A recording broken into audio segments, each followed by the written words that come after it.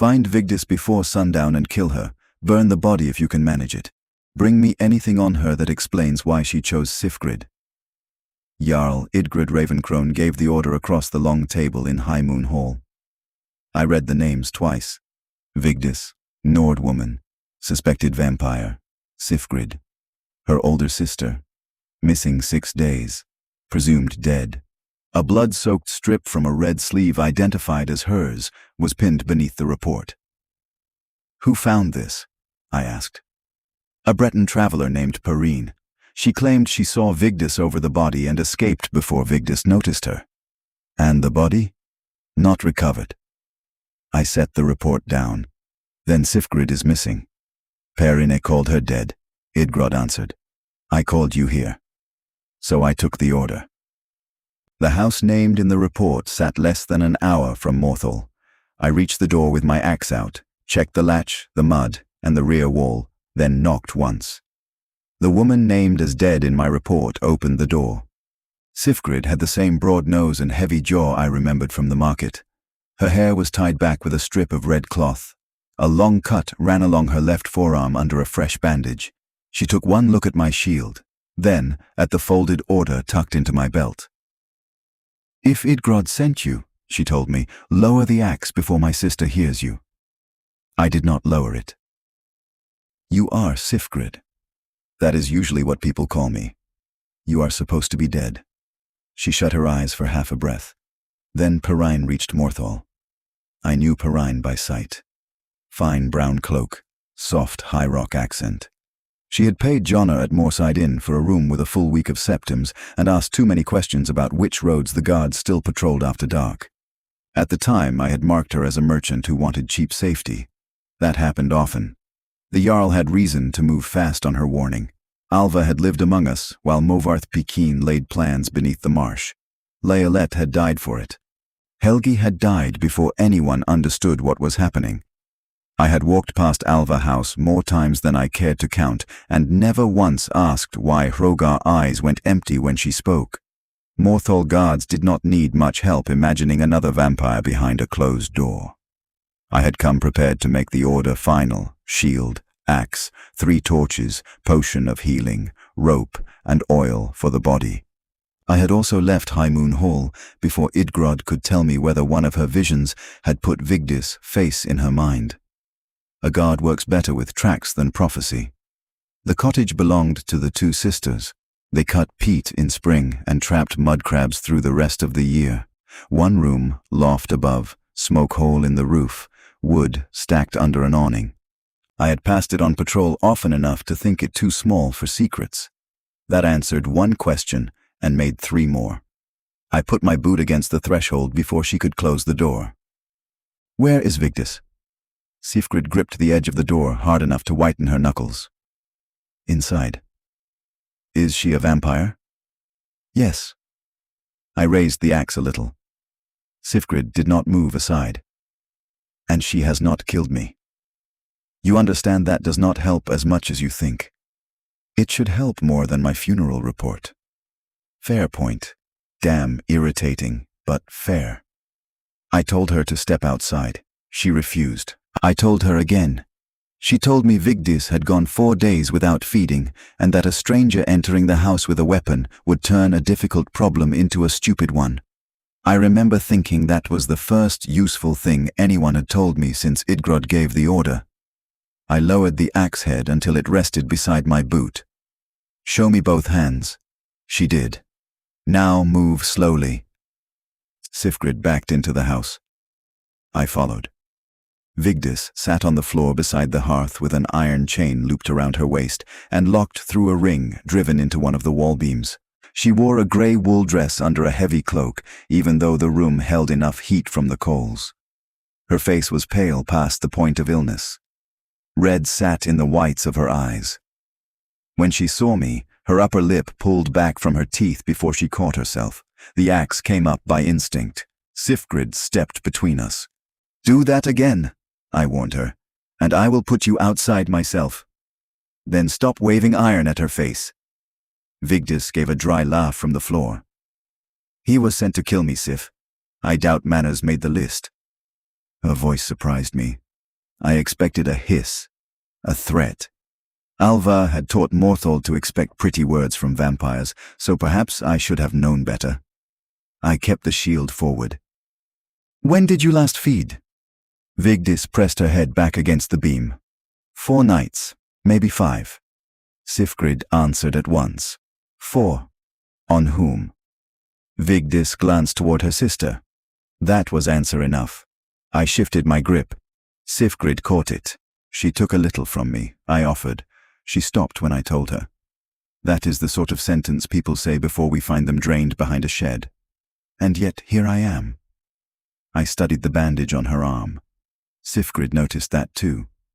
This came from Perrine, not Vigdis. There it was again. I pulled the order from my belt and opened it on the table. The cloth pinned beneath it had been cut from a red sleeve. Sifgrid stared at the scrap. Her mouth tightened. That is mine, she told me. I checked the strip around her hair. Same dye, same coarse weave. Perrine cut you? She tried to take me off the road 2 nights after Vigdis came home. I got away, lost half my sleeve and more blood than I liked. Why did you not report it? Because I had a vampire chained to my wall. You could have reported Perrine without mentioning Vigdis. Perrine knew about her. I did not know who else did. I wanted to call that foolish.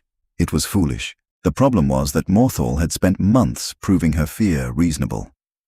I checked the windows, the loft ladder, and the rear door while they spoke. Guard habit. 2 exits, 1 shutter loose, a butcher knife on the table. No hidden crossbow. No second vampire under the bed. The chain around Vigdis' waist was real iron and heavy enough to slow a horse. Sifgrid kept the key on a cord around her neck. Start at the part where your sister became a vampire, I told her. Vigdis spoke before Sifgrid could. I was taken on the road north of Dragonbridge. By Perrine? By men who worked for her. 3 of them. 1 wore a hunter's coat. 1 had an old legion sword. The 3rd kept asking whether I had family in Solitude. Why? Because families ask questions. That landed harder than any threat. She told me they kept her in a cellar for 2 days with 4 others. Travelers, a peddler from Whiterun, a Dunmer laborer heading west. 2 young men who claimed they were joining the Legion at Solitude. Perrine came after sunset. She did not pretend to be a merchant there. She carried no lantern because she did not need one. She fed from us in turns, Vigdis continued. Never enough to kill us. That was the point. People who vanish all at once draw patrols. People who stumble away weak say bandits robbed them. Then how were you turned? Her jaw shifted. Sifgrid moved toward her, but Vigdis lifted a hand. One of the other vampires lost control. Perrine killed him for it after. I heard them arguing. I heard her say I had become a problem. So you escaped. I crawled through a coal chute while they were deciding whether to bury me or use me. She gave me a small, ugly smile, very heroic. Mostly I got covered in soot. An anti-Polish little detail, but believable. I asked why Perrine would risk coming to Morthal instead of hunting Vigdis herself. Vigdis leaned forward until the chain went tight. Because I took her ledger. Sifgrid swore. I stared at both of them. You did not mention a ledger. Because you were holding an axe, Vigdis answered. I am still holding an axe. You have stopped pointing it at my neck. Progress. I did not laugh. Nearly did. She nodded toward the loft. Sifgrid climbed the ladder, reached beneath a loose floorboard, and brought down a narrow book wrapped in waxed cloth. She handed it to me without letting go at first. If you take that to Idgrod, she told me, you take me too. Why? Because the last time evidence reached town without me, it declared me dead. Another fair point. The ledger did not say vampire. It did not say blood. People who survive by hiding do not label their crimes for guards. It listed dates, initials, road markers, rented cellars, wagon descriptions, and payments. A line beside Dragonbridge matched the day Vigdis disappeared. Another entry showed a delivery near Fort Snowhawk, one symbol repeated beside every location, a circle crossed by 3 short cuts. I had seen the same mark scratched beside the latch outside. "What does it mean?" I asked. Vigdis shook her head. "Perrine used it to tell her people a place had been checked. Safe to approach. Then someone checked this house recently." Sifgrid went pale. That changed the room. I crossed to the rear window and lifted the shutter a finger width. Reeds, water, a strip of mud running behind the woodpile. I had seen no tracks because I had checked for boots. I had not checked the shallow water. There was a narrow wake between the reeds. Recent. I shut the shutter. "How many people know Vigdis is here?" Sifgrid counted on her fingers. "Me, Falion, you." I faced her. "Falion." Vigdis rubbed both palms over her face. "We went to him the first night." "And you left that part out because?" "Axe." I am beginning to dislike that answer. "You came here to cut my head off." I am beginning to dislike the axe. We had found a rhythm, bad sign in most guard work. Falion had examined Vigdis and confirmed what Sifgrid already knew. The infection had passed the point where a shrine or potion could help. He told them he knew a ritual that could restore her, but it required a filled black soul gem.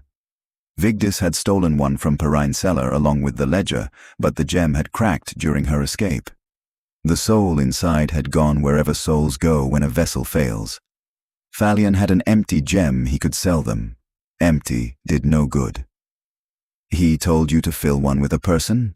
I asked. Sifgrid bristled. "He told us the requirement. He did not tell us to murder anyone." That sounded like Falion. Morthal never trusted him. Half the town thought any man who walked into the marsh at night deserved a cell. Idgrod tolerated his work because she understood the difference between disturbing and dangerous. I had reported him once, years before, after seeing him at the stones beyond town. Idgrod had confronted him and left him with a warning. Falion had glared at me for a month. Useful man to owe a visit. "We go to him now," I told them. Sifgrid stared at the thin daylight leaking through the shutters. "Vigdis cannot walk into Morthal like this." "She can, if she is wrapped." "And if someone recognizes her?" "Then they see a guard escorting a prisoner." Vigdis gave another dry laugh. "Comforting." "You want comforting? Ask Yona for mead. I need Falion to confirm your story before I decide whether I break the Jarl order." Sifgrid folded her arms. "You already have me alive in front of you. That proves Perrine lied about your death. It does not prove your sister did not kill someone else." Vigdis nodded before Sifgrid could argue. "He is right." Sifgrid shot her a hard glance. "No," Vigdis told her. "He is. I would rather have a guard who asks one question too many after Movarth than one who asks one too few." I wish I could say that earned my trust. It earned her 10 feet of rope instead of 6. I unlocked the wall chain only after Sifgrid gave me the key. I bound Vigdis' wrists in front so she could catch herself if she fell. Then I looped the heavy chain around her waist again and kept the free end in my left hand. She could have pulled me off balance if she wanted. A vampire is stronger than a tired guard. I knew it. She knew it. Sifgrid knew it and hated that I knew it. We left by the rear door.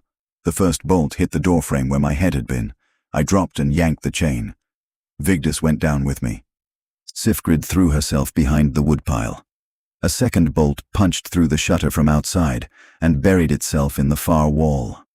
"Reeds," I told them. No dramatic shout. No confusion. The line of the first shot gave me the angle. I crawled to the corner, raised my shield, and leaned out far enough to draw the third bolt. It struck oak with a crack. I saw the shooter rise to reload 30 paces away, knee-deep in marsh water. Nord man, fur hood, crossbow. He did not look like a vampire. I charged. Running through Hjalmarch Marsh is like trying to sprint across a pile of wet rope. Every step chooses its own depth. I kept the shield high and used reeds as cover until the shooter realized I was coming faster than he could reload. He dropped the crossbow and ran. That was his mistake. He knew the marsh better than I did, but I knew patrol routes. People avoiding roads still use firm ground. I cut right toward a low rise, and met him where he had to cross it. He pulled a short sword. I hit him with the shield before he set his feet. We went down together. He bit my thumb. I am serious. I had the man by the wrist, his sword pinned under my knee, and the bastard leaned over and bit through my glove like a dog. I punched him twice, and nearly lost the sword anyway. Vigdis appeared behind him. I had not heard her approach. The rope still hung from her wrists. The chain trailed through the mud. Sifgrid waited 10 paces back holding the key and my dropped coil of rope. Vigdis seized the man by the shoulder and pulled him off me with one hand. He screamed. Then she froze. Blood ran from his split lip. Her face changed so fast I understood why Sifgrid had chained her to a beam. Vigdis' fingers dug into his coat. Her mouth opened. The man kept fighting without understanding what was behind him. Vigdis. She did not respond. Sifgrid moved closer. Vigdis. Let him go. Her eyes tracked the blood. I got to my feet and raised the axe. Sifgrid saw it. Do not. Then make her release him. Vigdis shuddered once. Hard. Her grip loosened. The shooter tore free and tried to run. I hooked his ankle with the axe haft and put him face down in the mud. That was stupid, I told him. He spat mud. Go to hell. Later. Who sent you? He laughed. I rolled him over and found 3 short cuts tattooed inside a circle on his wrist. The same mark from Perrine Ledger. Sifgrid saw it and swore under her breath. Vigdis backed away from the blood, pressing both bound hands to her mouth. The shooter watched her. His grin faded. She is hungry, he murmured. That was the first sign he knew more than hired muscle should. I grabbed his coat. Who sent you? You know. Name her. His eyes moved toward Vigdis again. Perrine said the guard would do the work. She said you lot were eager after Movarth. I hit him before I decided to. Not proud of it. He laughed through the blood. There. That is the Morthal I heard about. Sifgrid crouched beside him. Where is Perrine? Gone by now. Where? North. Vigdis spoke from behind us. He is lying. The man's face tightened. I glanced back. How do you know? Perrine never leaves before she knows a problem is dead. The shooter twisted without warning. I caught the movement too late. He had a second knife inside his sleeve. He drove it toward my thigh. Vigdis crossed the distance before I could block. She caught his wrist. Bone cracked. The knife dropped. The man screamed again. Vigdis stared at him with the same hunger as before, but this time she released him on her own. I am trying, she told me. Her voice had gone thin. That sentence did more than all the careful explanations inside the house. I bound the shooter and dragged him onto firm ground. His name was Ranveig, which confused me until Sifgrid recognized him as a trapper who worked the Western Marsh. He had sold pelts in Morthal for years. I had shared a fire with him during a flood patrol 2 winters earlier. He would not tell me why he worked for Perrine. I did not need the answer yet. We changed plans. Walking Vigdis through Morthal with a captured attacker would draw half the town. Taking Ranveig to Idgrod would leave the house open to another strike, so I sent Sifgrid ahead alone with the ledger and my guard token. She was to go straight to High Moon Hall, put both in front of Idgrod, and tell her I had suspended the execution until Falion examined Vigdis. Sifgrid did not like leaving her sister. Neither do I told her. You were going to kill her an hour ago. I change quickly when dead people answer doors. Vigdis made a sound that might have been a laugh. Sifgrid took the ledger. Before leaving, she held Vigdis' face between both hands. Do not do anything heroic. Vigdis' eyes flicked toward me. He already saw the coal chute story. My reputation is ruined. Sifgrid pressed her forehead to her sister's forehead for one breath, then headed toward Morthal. I watched until the marsh swallowed her. Then Ranveig spoke behind me. She will never reach the hall. I faced him. He smiled through a split lip. What did you say?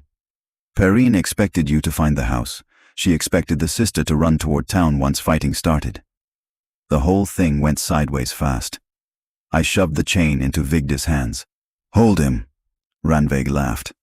"That is clever. Give the starving one the bleeding prisoner." "Vigdis." She met my eyes. "Can you hold him?" A pause. "Yes." I pointed at Randveig. "If he moves, break a leg. Do not feed." Very precise. Guard training. I ran after Sifgrid. I caught sight of her near a stand of dead trees where the ground rose before the road. She was already fighting. 2 figures had come out of the reeds. One held a club. The other had a net. Sifgrid ducked the club, but the net caught her shoulders. She went down hard. I hit the first attacker from the side with my shield. He rolled across the road and lost the club. The second drew a knife and tried to cut the ledger pouch from Sifgrid's belt. That told me what they wanted. I buried the axe edge in the road between his fingers. He jerked back. Sifgrid kicked his knee. I finished the movement with the shield rim under his jaw. The first attacker recovered and came at me with a wood axe. I blocked once. The blow split the upper edge of my shield. Second hit came low. I stepped back, caught his wrist, and drove my forehead into his nose. Bad technique. Worked. He went down with both hands over his face. Sifgrid had the other attacker pinned with the net cord around his throat. "Alive," I told her. "He tried to stab me." Alive enough to answer questions. She eased the cord. Neither attacker had the circle mark tattooed on them. One had it drawn in charcoal beneath his cuff. The other carried 12 septims and a strip of parchment with a single line. Red sleeve. "Take book. Leave body on road. No signature." Sifgrid read it twice. She really wanted me dead. Yes, that should upset me more. Give it time. I am upset. I mean more. I understood. Fear often arrives late when there is work to do. We bound both men. That gave us 3 prisoners and 1 starving vampire in the marsh. I am not sure why I am telling you the next part because it makes me sound incompetent. No, incompetent is too strong. It makes me sound like a man trying to carry 4 buckets with 2 hands. That was exactly what I was. We returned to where I had left Vigdis. Randveig was gone. The rope lay cut beside the reeds. Vigdis was on her knees with one hand clamped over her side. Blood soaked her dress. I ran to her. "What happened?" "He had another blade." "Of course he did. You searched him poorly." "Thank you. I thought you liked useful information." Sifgrid dropped beside her and pulled the cloth away. The cut was deep, but already slowing. Vampires heal in ways that make a guard uneasy. "Did you feed?" I asked. Vigdis' face hardened. "No." "Where did he go?" She pointed north. I checked the mud. 1 set of tracks. Randveig had fled alone. That mattered. If Perrine wanted the ledger, she would know within the hour that Sifgrid still had it. We had lost surprise. Worse, Randveig could tell her I had chosen not to kill Vigdis. The Jarl order had become bait, and I had carried it straight to the hook. We took the 2 captured men toward Morthal. Vigdis walked between Sifgrid and me with the hood pulled low.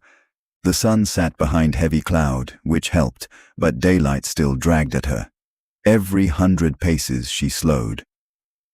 At the edge of town, we met Falion. He waited in the road as if he had been expecting us. That bothered me until I noticed my guard token in his hand. "Idgrod sent me," he told me. Sifgrid did reach High Moon Hall long enough to make a remarkable entrance.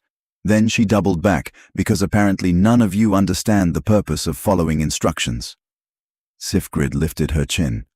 I followed Ostar instructions. For nearly 6 minutes. Falion gaze moved to Vigdis. His expression changed. "You are worse." "Good to see you too," Vigdis muttered. He stepped close enough to examine her eyes without touching her. "When did you last feed?" 4 nights. 5, Sifgrid corrected. Vigdis frowned. "You said 4 before." Another night passed while we argued.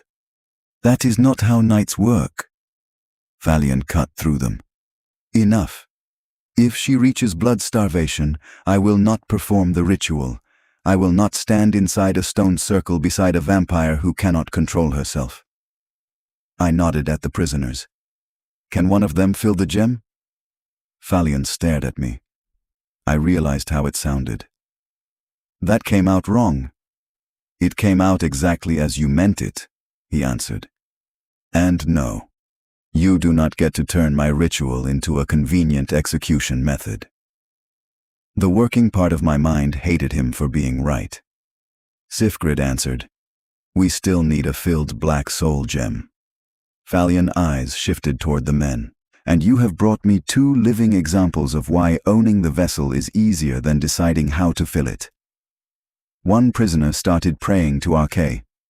Stop that, I told him. Nobody is putting you in a gem. He prayed louder. Falion pinched the bridge of his nose. This was Morthal at its best. Idgrod had ordered the prisoners taken to the guardhouse. She had also ordered Vigdis brought to High Moon Hall alive. That was the part I expected. The part I did not expect was Perrine already being there. She sat on the same bench where I had seen her before, hands folded in her lap, brown cloak clean, expression wounded in exactly the right amount. 2 guards stood near her. When we entered, Perrine saw Sifgrid and went white. Good performance. Idgrod watched from her chair. You told me this woman was dead, the Jarl reminded her. Perrine rose. I thought she was. I saw the blood. I saw Vigdis over her. Sifgrid reached for her belt knife. I caught her wrist. Perrine noticed and gave me a grateful look. That nearly made me release Sifgrid. Vigdis remained hooded between Falion and the door. The guards knew what she was. I could see it in the way their hands hovered near weapons. Idgrod tapped one finger on the ledger. And this? Perrine shook her head. I have never seen it. Vigdis claims it came from your cellar. A vampire claims it. That line shifted the room. Simple, effective. Perrine had chosen Morthal well. She did not need Idgrod to trust her completely. She needed everyone else to distrust Vigdis first. Falion spoke from beside me. I examined Vigdis before this report reached the hall. She sought a cure. Perrine addressed him. And that proves she never killed anyone? No. She smiled faintly. Then we agree. Falion's face went flat. We agree that water is wet as well. Neither fact makes you honest. I coughed into my fist to hide a laugh. Idgrod gave me a warning glance. Perrine reached into her cloak. 3 weapons came up at once. She froze and slowly withdrew a folded letter. I can prove where I was 6 nights ago, she told us. Moorside Inn. Yona saw me. Several patrons did. At what hour? I asked. After sunset. Sifgrid says you attacked her on the road before dusk. Perrine turned toward Sifgrid. Then she mistakes me for someone else. I remember your face. You had lost blood. Because you cut me. So you say. Sifgrid pulled against my hand. Not here, I murmured. Idgrod had not taken her eyes off Perrine. You came to Morthal because you feared another Movarth, Perrine continued. I understand. I feared the same. That is why I reported what I saw. If I was mistaken about Sifgrid's death, then I thank the divines for it. But the vampire remains. She pointed toward Vigdis. One of the guards beside her nodded before catching himself.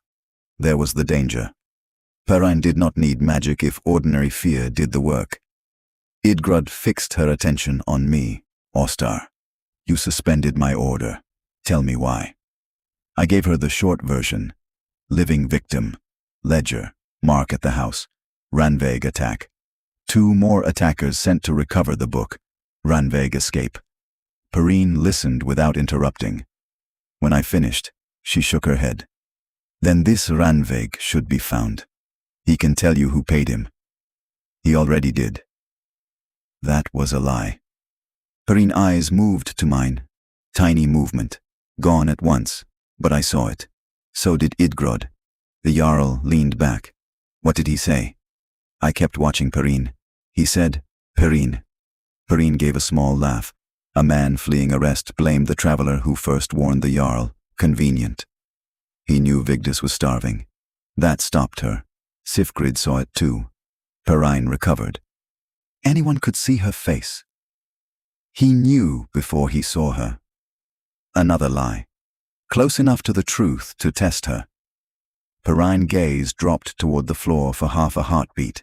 Then the door of High Moon Hall opened. Yona came in carrying a tray with 2 empty cups and a purse. "My Jarl," she began, "you asked what the Breton paid with." Perrine moved. She was fast. Faster than Ranveig, faster than any ordinary traveler. Her hand struck the nearest guard in the throat. She took his sword before he hit the floor. The second guard drew. Perrin kicked his knee sideways and opened his arm from elbow to wrist. Vigdis ripped the hood from her head. "I told you," she snarled. Perrine's eyes flashed red. There was our proof. She vaulted the table. Idgrod did not scream or flee.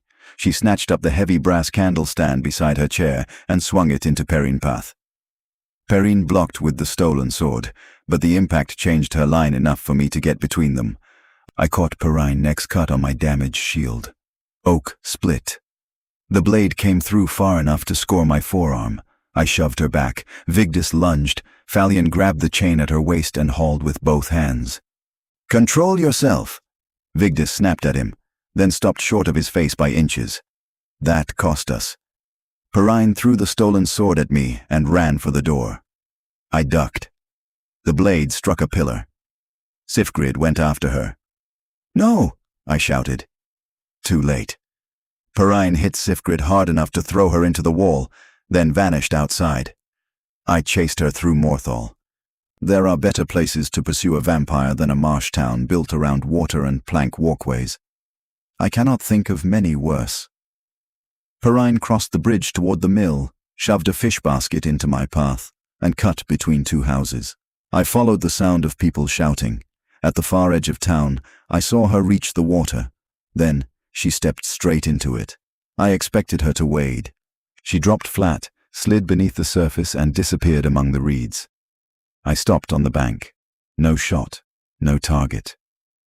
Falion reached me a moment later, breathing harder than he would ever admit. "She will circle back," he told me. "You know that how?" "Because running north in daylight would expose her for miles." "You could have started with that." "You were busy running." I wanted to argue. My lungs had other plans. Idgrod locked down the roads before noon.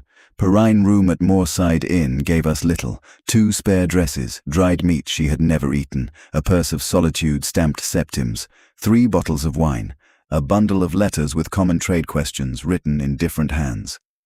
Yona brought the coin Perrin had used to pay for her room. One piece carried dark wax packed into the rim. Falion scraped it free with a knife. Inside the wax was the same circle with 3 cuts, a marker small enough to pass between people without a written message. "Who did she give coins to?" I asked. Yona thought. "Stable boy, a fisherman, Ranveig, 2 traders, maybe more. She paid for everyone at the table one night." I swore. Perrin had turned ordinary spending into a contact list. Idgrod ordered every marked septim collected. That gave us 5 names. 2 were innocent. They had received coin and spent it. One was Ranveig. One was a peat cutter who had vanished that morning. The 5th belonged to a man we already had in the guardhouse from the road attack. The second attacker had no marked coin at all.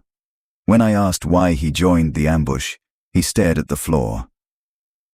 "My brother owes Ranveig." There was the network stripped of mystery, debt, fear. A few people paid, a few pushed. No secret army. Perrin used what people already carried. By afternoon, the order against Vigdis had been suspended formally. Idgrod gave me the new writ herself. "Protect her until Falion gives me reason not to," she told me. I glanced at Vigdis, who sat chained in a side room with both windows shuttered. That is a sharp change from this morning. This morning, I had a witness, blood, and a missing woman. Now I have the missing woman, a false witness with red eyes, and 3 attacks on my guard. I would be a poor Jarl if new facts did not change my order. I folded the writ. You are not angry I disobeyed. You did not disobey. I did not kill her. My order told you to kill the vampire who murdered Sifgrid. You found that no such murder happened. She paused. Do not become comfortable with this interpretation. There was the Jarl I knew. The immediate problem remained the cure. Falion would perform it. He made that clear. He also made the condition equally clear. One filled black soul gem, and Vigdis had to retain enough control to stand through the ritual. We had neither. Sifgrid offered blood again. Vigdis refused. They argued in the side room while I stood outside, pretending not to hear. You drank from me before. I almost did not stop. But you did, because you hit me with a stool. It worked. Sifgrid. I am not letting you die because you are embarrassed about a stool. I am not embarrassed. It was a terrible stool. I covered my mouth. Falion glanced at me from the corridor. Do you need to be somewhere else? Very much. Then find a soul gem. That sobered me. Black soul gems are not items a hold guard keeps in the armory beside spare arrows. Falion owned empty ones for his studies. A filled one meant a mortal soul had been trapped at death. Even if the dead person deserved the blade, the gem did not become pleasant because the owner had a bounty. Falion understood my face. The ritual does not care whether you approve of the instrument, he told me. That is why I study the instrument rather than worship it. Where do we get one without killing someone for it? He thought for a moment. Fort Snowhawk. I groaned. The ruined fort west of Morthal had drawn necromancers more than once. Falion knew of caches there. So did every fool who wanted to learn what happened when a corpse received more attention than it deserved. You want me to raid necromancers for a soul gem. I want you to see whether one exists in a place where such gems often exist. You may choose to raid whoever currently occupies it after you arrive. That sounds like the same job with extra walking. You are a guard. Walking is most of your profession. I disliked him again. Idgrod would not let me leave Vigdis unguarded, and I would not take a starving vampire to Fort Snowhawk. So we split the work. Falion stayed with Vigdis and Sifgrid in the hall cellar, which had one door, no windows, and stone walls. I took 2 guards toward the fort before dusk. We found Ranveig first. He hung from a pine half a mile beyond the road. No blood remained in him. A marked septum had been pushed between his teeth. Perrine had closed her loose end. That changed my plan again. I sent 1 guard back to Morthal with the body. The other, Bjornulf, continued with me towards Snowhawk. You think she went there? He asked. Maybe. Falion sent us there. Yes. So maybe she expects us. I stopped. Bjornulf had been on patrol with me for 3 years. He had a habit of asking the useful question after I had already committed to the bad road. Damn you. That means I am right. It means I wish you had spoken 10 minutes earlier. We left the road. Instead of approaching Snowhawk from the east, we cut south through wet ground and came up behind a low ridge where old stone broke through the brush. From there we could watch the fort without being seen. 3 lamps moved along the wall. 2 organized for bandits. 1 figure wore robes. Another dragged a body. Necromancers. Falion had been right. That did not mean Perrine had not been there first. We waited until full dark. I hate waiting outside a fort. Every wall convinces the man beneath it that the people above are doing something clever. Most of the time they are eating stew. Bjornulf counted 4 silhouettes. I counted 6. We were both wrong. The first necromancer came down a side stair while we were climbing the rear slope. He saw Bjornulf, raised 1 hand, and filled the space between us with frost. I got my shield up. The remaining oak cracked under the spell. Bjornulf threw a spear. The necromancer fell backward down the stair. There went stealth. We entered through a gap in the wall and found 2 more waiting among old Legion stones. One raised a corpse from the ground. The other cast sparks that crawled over my shield rim and locked my left hand around the grip. I charged because staying still seemed worse. Bjornolf went right, I went left. The raised corpse caught my ankle. I kicked until the jaw came loose and then felt stupid for noticing the jaw while lightning hit my shoulder. I reached the caster and struck with the flat of the axe first. Habit. Arrest, if possible. He answered by pulling a blackened dagger and trying to open my belly. Second strike used the edge. That ended the arrest. Bjornolf killed the other caster beside a stack of ruined shields. Then the corpse kept moving. Ostar. I see it. You killed the mage. I know. Then why is it still moving? Ask it. We spent more effort on that corpse than the 2 living men. By the time it stopped, 3 more necromancers were coming from the inner rooms. We retreated through the wall gap and made them follow into open ground. That saved us. Spells are easier to avoid when stone corridors stop deciding where your body can go. The fight ended with Bjornolf bleeding from the scalp and me unable to feel 2 fingers on my left hand. 7 necromancers lay inside and outside the fort. We searched for the gem. We found 4 empty black soul gems, 2 cracked ones, a grand soul gem, stacks of bones, a cage with a dead fox, and enough foul notes to keep Falion annoyed for a month. No filled black gem. Bjornolf sat on a crate while I wrapped his head. Worth the walk, he muttered. Falion is going to hear about this. That will frighten him. I was tying the bandage when I noticed the crate beneath him carried 3 shortcuts inside a circle. I shoved him off it. What? Move. The mark was burned into the wood, old enough to have darkened around the edges. We opened the crate. Inside were blankets, rope, 2 travel cloaks, a bundle of dried food, and a child-size boot. No necromancer tools. A holding kit. Perrin had used Fort Snowhawk as one of the places in the ledger. Vigdis had told the truth. Under the blankets lay a second book. This one contained names, not many. Enough. Ranveig appeared twice. A man from Dragonbridge. A woman who rented wagons near Solitude. Several entries marked only with descriptions. One line read, Morthal guard, West Gate, drinks alone.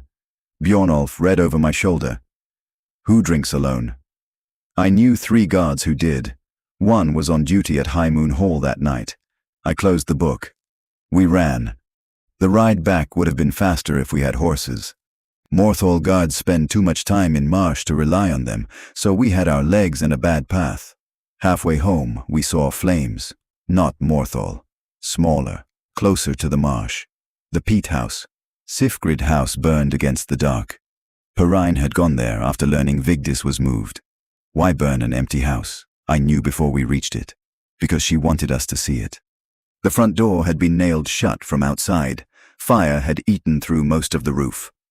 On the remaining wall, black paint formed one sentence. Bring the ledger to the stones before dawn.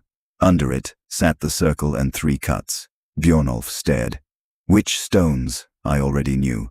Falion summoning stones north of Morthal. The place where Vigdis' cure had to happen. Perrin knew about the ritual. That meant someone close to Falion or Sifgrid had talked, or Perrin had followed them from the beginning. I checked the ground around the burned house, 1 set of narrow boots, several heavier tracks, wagon ruts heading north then west, a hostage exchange, the ledger for someone. But who had she taken? We reached Morthal near midnight. The West Gate guard was missing. So was Sifgrid. Falion was furious in the particular way only an educated man can be furious while using complete sentences. She left the cellar because a guard told her you had returned wounded. She believed him. I discovered the lie after she was already outside. Which guard? He pointed toward the table. A helmet sat there. The missing West Gate man. His name was Hallgrim. The ledger from Snowhawk had described him perfectly. West Gate. Drinks alone. Idgrod's face had gone hard. His wife says he has been paying a debt for nearly a year, she told me. No one knows to whom. I put the second book on the table. Now we do. Falion took one look at the crate-marked description and swore. Perrine knew about my ritual because she used the fort as a staging point. Necromancers trade in the same tools I use to undo their damage. People see one black gem and assume every hand touching it belongs to the same purpose. Can you perform the cure without the gem? No. Can you use an empty one? No.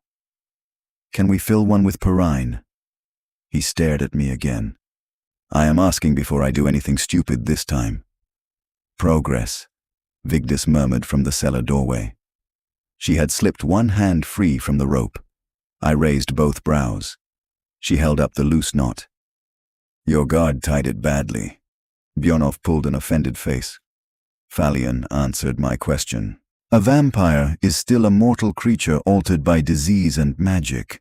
A black gem can take such a soul under the correct conditions. That does not make the choice less serious. That gave us a path I did not like. Perrine had chosen the summoning stones because she knew Vigdis needed them.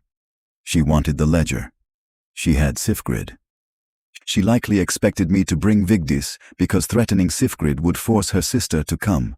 She also expected Morthal guards, so we did not give her Morthal guards.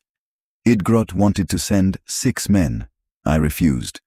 She will see armor before we reach the circle. And your plan? Me, Vigdis, Falion, the ledger. Idgrod's expression told me exactly what she thought of that. You intend to take a starving vampire to a hostage exchange? Yes. With the mage Perrine needs for the cure? Yes. And the object Perrine has killed people to recover? Yes. Idgrod leaned toward me. Have you considered bringing her a basket of food as well? I considered it.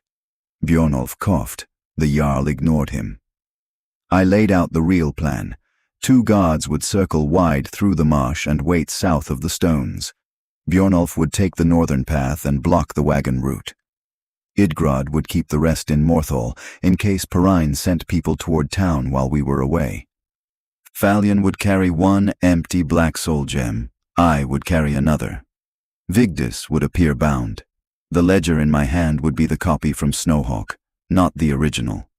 Perrine might not know there were 2. And if she does, Idgrod asked, then the plan becomes worse. At least you recognize it. Vigdis had remained silent through most of this. Then she told us the part we had all been avoiding. If Sifgrid is bleeding when I see her, keep me away from her. No one answered. She faced me. Ostar, I heard you. No, listen, if Perrine cut her on purpose, that will be why. She saw me in the cellar. She knows what hunger does.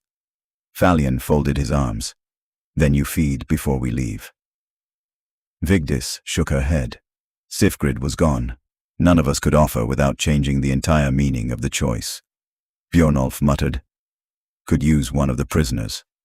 Falion turned on him. No. I did not say force them. A prisoner cannot freely consent to giving blood to a vampire while guards hold the key to his cell. Bjornolf raised both hands. Fair. Vigdis stared at the floor. I thought of Randve bleeding in the marsh and the way she had released him. She goes hungry, I decided. Falion's eyes narrowed. You trust her that much? No. Vigdis gave me a flat look. I corrected myself. That came out wrong. I trust what she did when Randve bled. I do not trust hunger. There is a difference. Vigdis nodded once. That was enough. We left Morthal in the last dark before dawn. The summoning stones sat on open ground with marsh on 3 sides. Good place for a ritual. Terrible place for a hostage exchange. There were no walls, which meant no safe approach and no cover once we entered the circle. Perrine had chosen it because every road into the site could be seen from the stones. She stood at the center with Sifgrid kneeling in front of her. Hallgrim stood to one side holding a crossbow. 2 other men waited near the reeds. Sifgrid was alive. Her hands were tied behind her. Blood ran from a cut along her shoulder into the front of her dress. Vigdis stopped walking. The chain between us snapped tight. Her breath changed. I did not look at her face. I kept my eyes on Perrine. "Ledger," Perrine called. I held up the book. "Sifgrid first. You know that is not how this works. I was hoping you had become generous. Morthal has made me tired. You should leave." "I intend to." Her gaze shifted to Vigdis. "After I clean up." Sifgrid glanced toward her sister. "Do not," she told her. Vigdis made a sound deep in her throat. Perrine smiled. That confirmed Vigdis' warning. The blood was deliberate. Falion stepped beside me. "If you want the ledger, take it and release the woman." Perrine tilted her head.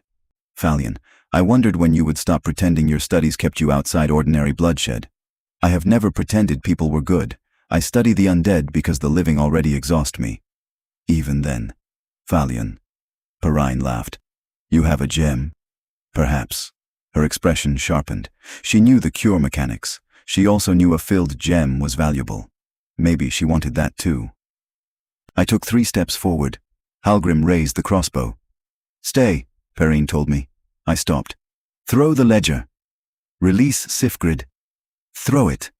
I tossed the book halfway between us. Perrine nodded toward Halgrim. He moved to retrieve it. That was the first opening. A bird call came from the north reeds. Bjornulf's signal. Perrine heard it. Her head snapped toward the sound. I charged. Halgrim fired. The bolt struck my shield and passed through the split oak into my upper arm. Pain hit like a hammer dropped from a roof. I kept moving because stopping would have hurt more. Perrine pulled Sifgrid upright by the hair and put a knife to her throat. Vigdis tore the chain from my grip. I fell. Falion shouted her name. Vigdis reached Perrine before any of us could stop her. Perrine shoved Sifgrid forward, exactly as planned. Blood. Sister. Hunger. Vigdis caught Sifgrid. Her mouth opened over the wound. I saw Sifgrid's eyes close. Then Vigdis turned her head away. She put Sifgrid behind her and attacked Perrine. That was the choice everything before had been leading toward. No speech. No miracle. She had 4 nights of hunger in her body and blood on her hands, and she chose the target who had caused it. Perrine was stronger. Older too, judging by the way she moved. She caught Vigdis' wrist, twisted, and threw her across the stones. Falion ran toward Sifgrid. Halgrim reloaded. I tried to raise my left arm and nearly blacked out. The bolt had pinned shield leather to flesh. Damn. I cut the straps with my axe and left the shield hanging from the bolt. Halgrim aimed at Vigdis. I threw the axe. I am not an axe thrower. Every Nord god thinks he is after enough mead. I was sober and still bad at it. The axe missed Halgrim by a full pace. It struck the crossbow. Good enough. The bow snapped sideways as he fired. The bolt vanished into the reeds. Bjornulf came out of the north path and hit Halgrim from behind. The 2 men by the reeds turned toward him. That exposed their backs to the guards circling south. Our ugly plan became a fight. Perrine drove Vigdis into one of the standing stones and raked nails across her face. Vigdis answered with a knee to the ribs. Sifgrid crawled toward Falion. I reached Perrine with my right hand empty and my left arm useless, so I tackled her. Bad idea.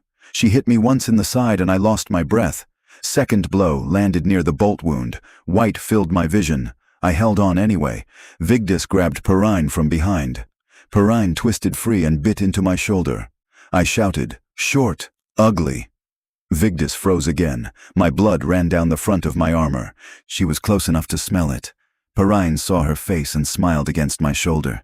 "There you are," she whispered. Vigdis seized her by the throat. Perrine released me. They fell together. I rolled onto my back and pressed one hand to the bite. Falion shouted from the stones, "Ostar, the gem!" I had forgotten it. The empty black soul gem sat in the pouch at my belt. If Perrine died without soul trap, we lost the chance. Falion could cast it. I could not. He was 20 paces away with Sifgrid. "Now!" I shouted. He raised one hand. A violet light wrapped Perrine for a breath. She understood. For the first time, I saw fear on her face. She threw Vigdis aside and ran, not toward the marsh, toward Falion. She knew which threat mattered. I tried to stand and failed. Sifgrid saw Perrine coming. She grabbed the first object within reach, the filled travel flask from Falion belt. She threw it. It hit Perrine in the forehead. No great weapon, no enchantment. A metal flask. Perrine staggered. Falion stepped aside. Vigdis hit Perrine from behind. They crashed at the edge of the stone circle. Perrine rolled on top and pinned her. Her teeth came down toward Vigdis' throat. Sifgrid screamed. I got one knee under me. My axe lay near Halgrim's broken crossbow, too far. The knife Perrine had used on Sifgrid lay 3 paces away. I crawled. The fight around us blurred into boots, reeds, and shouted orders. Bjornolf was wrestling Halgrim near the northern path. One of our guards had gone down, the other traded blows with a hired man in the mud. My hand closed around the knife. Perrine bit Vigdis. Vigdis screamed and drove both thumbs into Perrine's eyes. Perrine recoiled. I reached them and drove the knife under her ribs. Once. She hit me. I kept the blade in. Twice. Her hand closed around my throat. Vigdis grabbed her wrist. Perrine looked at me. There was no grand final curse, no secret confession. She looked annoyed. That suited her better. I pulled the knife free and drove it in again. Falion's spell flared around her. Perrine's body went slack. The black soul gem at my belt struck my hip with a pulse of heat. Then it became heavy. I lay there listening to my own breathing. Vigdis pushed Perrine's body off us. Her face was covered in blood. Some hers, some Perrine, some mine. She looked at my shoulder. I saw the hunger return. My hand tightened around the knife. Vigdis backed away. 1 step, 2. Then she crawled to Sifgrid and pressed her forehead to the ground beside her sister knee. Tie me, she said. Sifgrid started crying. Not loudly. That made it worse. Tie me now. Falion took the chain. I remember that part in pieces. My arm, the taste of blood in my mouth. Bjornolf shouting that Halgrim was alive. Sifgrid hands shaking too much to tie a knot. Vigdis kneeling inside the stones while Falion checked the black soul gem. Then Falion looked at me. It is filled. The words should have relieved me. Instead, I stared at the gem and thought about Perrine inside it. No. That is not right. I thought about whether anything of Perrine could understand what had happened. I did not have the learning for the question, and Falion did not offer an answer. Dawn had begun to lighten the eastern edge of the marsh. We had the gem. We had the stones. We had Vigdis. Falion could perform the ritual. And Vigdis had Perrine blood in her mouth from the fight. He saw it before I did. Did you swallow? He asked. Vigdis wiped her lips with the back of one hand. I do not know. Falion crouched in front of her. Think. I was fighting. Vigdis. She closed her eyes. Yes. Sifgrid made a small sound. I did not understand the problem. She fed, Falion told me. A little. Enough to take the edge from the hunger. That helps her control. It does not prevent the ritual. I nearly laughed from relief and pain. Then why did you sound like someone died? Falion glared. Someone did die. She is in your pouch. Forgive me if I remain precise. Fair. We moved Vigdis into the center of the summoning stones. Sifgrid wanted to stand with her. Falion refused. Outside the circle. She is my sister. Outside. Sifgrid looked ready to fight him. Vigdis reached through the chain and touched her wrist. Do what he says. Sifgrid stepped back. Falion took the filled black soul gem from me. The stone had changed. It caught the thin dawn light and seemed to swallow it rather than reflect it. I had seen soul gems before. Every guard has. Enchanters buy them. Mages carry them. Black ones are different when you know a person died to fill them. Perrine had chosen the circle as a place to kill Vigdis. Now her soul would pay for the cure. I am aware that sounds neat when I tell it now. At the time it felt like swallowing a nail made of bad choices. Falion placed the gem and began the ritual. His voice changed when he spoke the invocation. The irritation vanished. The man who complained about our knots and questions became exact, measured, careful. He called toward oblivion, toward powers he understood better than I ever would. He offered the soul held in the gem, and called for the darkness in Vigdis to end with the night. I will not pretend I understood the magic.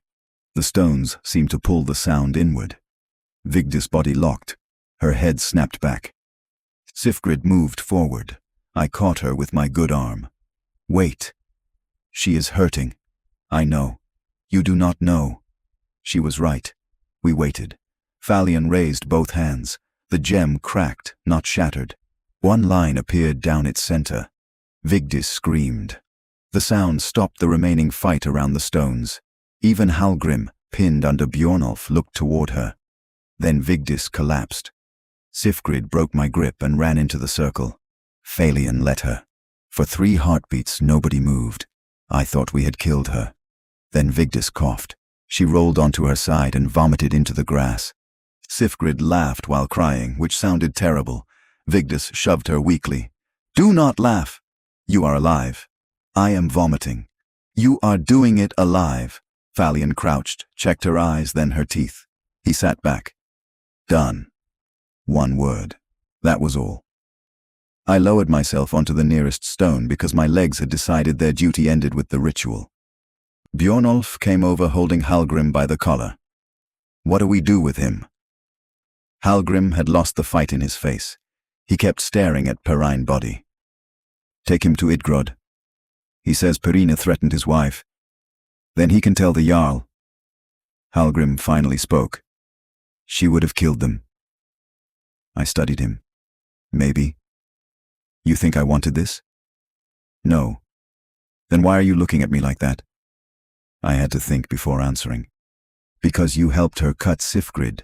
You lied to your Jarl. You sent us toward a false execution. Fear explains the road. It does not erase where you walked. That was more polished than I usually spoke. Pain does odd things. Hallgrim lowered his head. We found the missing peat cutter alive in a wagon hidden west of the stones, along with 2 travelers Perrine had taken days earlier. One was the Dunmer laborer Vigdis remembered from the cellar near Dragonbridge. He had been moved 3 times and thought everyone else was dead. That confirmed more of the ledger. The Dunmer laborer gave us 1 more piece before anyone moved the wagon. His name was Tanvin, and he remembered Perrine making Randveig repeat a story beside the cellar door. Randveig had complained that nobody in Morthal would believe a stranger who claimed to witness a killing in Deep Marsh. Perrine had answered by cutting a strip from the red sleeve they had taken from Sifgrid and telling him that people believe blood when they distrust words. Tanvin had heard Sifgrid's name too, though he had not known who she was. That closed the oldest gap in the report. Perrine had never mistaken Sifgrid for dead. She had built the death from pieces she already owned: Sifgrid blood, Sifgrid cloth, Randveig knowledge of the marsh, and Morthal memory of Movarth. Hallgrim supplied patrol times, so the evidence could arrive when the right guards were working. Perrine supplied the frightened witness herself because a traveler had no history in town for anyone to question. I asked Tanvin why Perrine had bothered with such care when she could have attacked the peat house with hired blades. She tried, he answered. Randveig told her your Jarl would send more men if a guard died there. Perrine wanted 1 blade, carrying an order, with everyone in Morthal thanking him afterward. I remember checking the scar where the crossbow bolt had gone through my shield. Perrine's plan had depended on us behaving exactly as frightened people were expected to behave. We had come close enough. It also gave Idgrod a problem larger than 1 vampire. Perrine's operation crossed roads outside Jarlmarch. Some names pointed toward Hafingar, others toward the Reach. Idgrod sent copies to Solitude under seal and warned the guards at Dragonbridge. I do not know how much of that network was ever found. My part ended before the last marked coin did. The walk back to Morthal took longer than the fight. Falion used a potion of healing on my arm after cutting the bolt free. It stopped the bleeding. It did not make the wound pleasant. Vigdis walked beside Sifgrid without rope. That drew more attention from me than I wanted to admit. Her face had changed, not dramatically. The red had left her eyes. Color returned slowly beneath the grime. She kept touching her teeth with her tongue as though counting them. At one point she caught me watching. What? Checking. 4 fangs. 4 murder. Any signs? You walk suspiciously. She gave me a tired smile. Guard training? Peat cutter training. I never cut peat. Then that is even more suspicious. Sifgrid groaned. I liked both of you more when you wanted to kill each other. That may have been the first moment I understood we were actually going home. Morthal had gathered outside High Moon Hall by the time we returned. News travels faster than guards. Nobody knew the whole story, so they built several worse versions. In one, Falion had summoned Perrine from oblivion. In another, Idgrod had ordered all vampires in Yalmarch pardoned. A fisherman asked whether Vigdis could still turn into mist. She stared at him. Could I ever? He left. Falion looked offended on behalf of magic. Idgrod cleared the hall before hearing us. Only the Jarl, her steward, 2 guards, Falion, Sifgrid, Vigdis, Hallgrim, Bjornolf, and I remained. Perrine's body had been brought in separately and placed outside under guard. Idgrod did not want a corpse on her floor. Reasonable. I put the original execution order on the table. The bloodied cloth still hung beneath it. Sifgrid stared at the strip from her sleeve. I want that back, she said. I blinked. Why? It was a good shirt. Vigdis covered her face. Idgrod almost smiled. Almost. I gave Sifgrid the cloth. Then I reported every part in order. Well, I tried. Idgrod stopped me twice because I skipped the road ambush.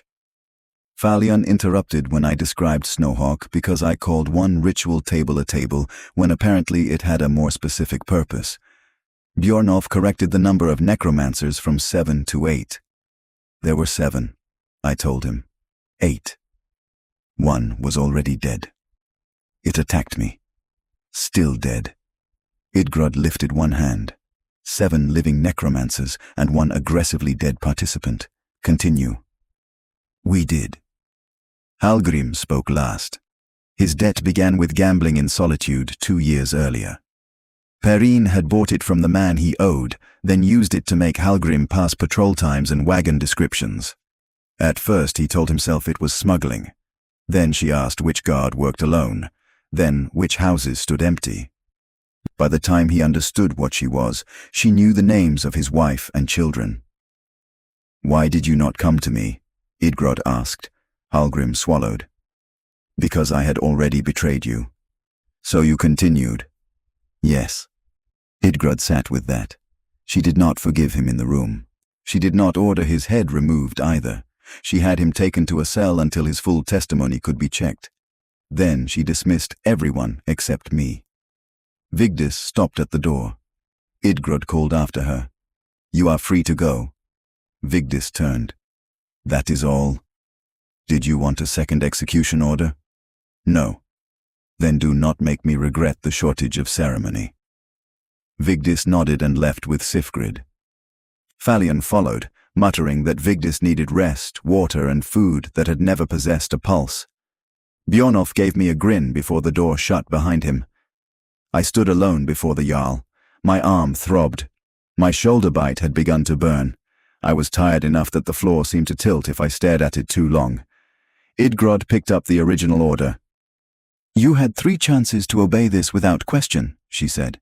More than 3. Do not improve the charge against you. Sorry. She read her own writing. When Sifgrid opened the door, why did you not kill Vigdis? I thought about giving her the answer a guard is supposed to give. Insufficient evidence, changed circumstances, need for confirmation, all true, none complete. Because Sifgrid stood between us, I told her. She knew what her sister was and still stood there. I wanted to know why before I moved her. Idgrod nodded. And after Perrine attacked the hall? By then the order was wrong. Orders can become wrong. That sounded like a trap. Yes. Even mine? Especially yours if someone feeds you false evidence. The room became very still. I decided I had finally talked myself out of a job. Idgrod folded the order once. then twice. Good. I stared at her. She slid the folded hide toward the candle. The edge caught. Do not look so surprised, Ostar. A Jarl who wants guards without judgment should hire doors. I had no answer for that. She watched the order burn until the bloodied corner curled black. Then she reached under the table and put another folded writ in front of me. I groaned. Read it. My Jarl, I have been awake since yesterday. Your suffering has not improved your handwriting, so reading will have to do. I opened it. 3 days relieved from patrol due to injury. Half pay during recovery because I had abandoned issued shield equipment at the summoning stones. I looked up. Abandoned? Your shield is still there. It has a crossbow bolt through it and part of my blood on the straps. Then you should have no trouble identifying it when you collect it. You are docking me for a ruined shield. I am docking you for leaving hold property in a marsh. I read the last line. Upon return to duty, Ostar would take the West Road Patrol with Bjornolf and inspect every marked stopping place copied from Perrine Ledger. There it was. Consequence. More walking. I folded the writ. Falion was right. Idgrod raised a brow. About what? Walking is most of my profession. She almost smiled again. I reached the door before she called my name. I turned. Idgrod held up the charred remains of the First Order with a pair of tongs. Ostar. My Jarl. She dropped it into the brazier.